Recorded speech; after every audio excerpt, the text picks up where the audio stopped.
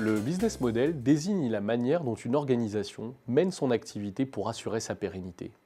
Ce concept s'est diffusé au cours des dernières années dans tous les secteurs d'activité et il est aujourd'hui mobilisé par les dirigeants, les investisseurs, les journalistes et les chercheurs. Mais est-ce un bon concept? Pour les philosophes Deleuze et Guattari, un concept pertinent est celui qui permet de porter un nouveau regard sur le monde, de faire de nouveaux liens entre des concepts existants, de décrire différemment la réalité. En ce sens, le business model est un bon concept, car il porte une nouvelle approche de l'entreprise et de sa performance. Ce faisant, il remet en question l'approche traditionnelle de la stratégie d'entreprise et ses outils. Mais quelles sont les caractéristiques de l'approche stratégique classique? Tout d'abord, elle est centrée sur l'analyse, ce que l'on appelle parfois le diagnostic stratégique. Il suffit de repenser à tous les outils de stratégie connus, le SWOT, les 5 forces de porteurs, les matrices d'analyse de portefeuille telles que celle du BCG par exemple, pour se rendre compte qu'ils sont le plus souvent relatifs à l'analyse plutôt qu'à la prise de décision ou à la mise en œuvre. Ces outils d'analyse concernent souvent l'environnement, car dans la stratégie classique, l'environnement joue un rôle central. Les caractéristiques des concurrents, du secteur ou encore des pays cibles font l'objet d'une analyse permanente. Ensuite, en stratégie, l'objectif est d'obtenir et de préserver un avantage concurrentiel, seul garant d'une éventuelle surperformance par rapport aux concurrents. Enfin, la stratégie privilégie ce qu'on peut appeler les grandes manœuvres, les fusions et acquisitions, la diversification, l'intégration. Elle concerne finalement assez peu l'entrepreneur ou la PME. Et tout ceci a éventuellement des conséquences fâcheuses.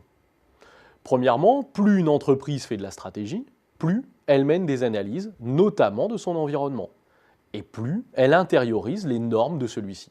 Les forces d'un secteur ou les caractéristiques pestelles d'un pays deviennent alors souvent des carcans. Deuxièmement, la recherche d'une supériorité sur le concurrent, le fameux avantage concurrentiel, conduit l'entreprise à chercher à faire la même chose que les autres, mais éventuellement en mieux. Troisièmement, tout cela laisse finalement peu de place à la créativité et à l'innovation stratégique.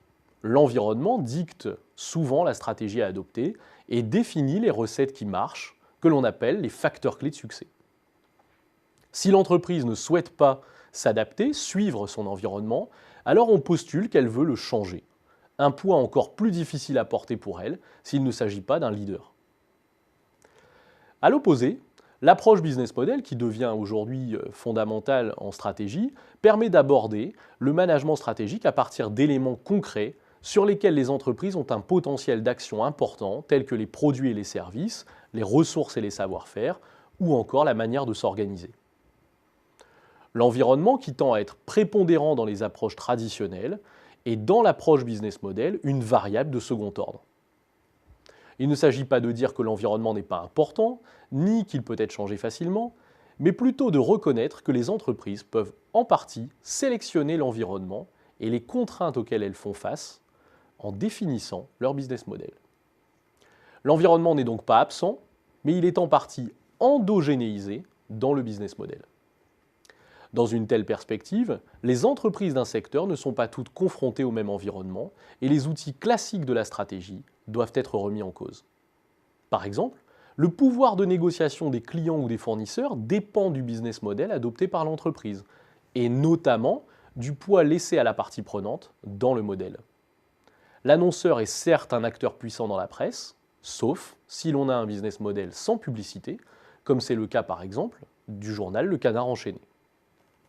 Dans la même logique, le niveau des barrières à l'entrée ne dépend pas uniquement des caractéristiques du secteur et des stratégies des acteurs en place, mais plutôt du choix de business model par les nouveaux entrants eux-mêmes.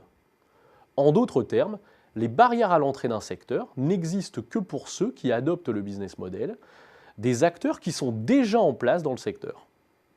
Ainsi, l'approche business model permet de se rendre compte qu'un outil comme les 5 forces de porteurs repose sur le postulat que tous les acteurs d'un secteur ont le même business model.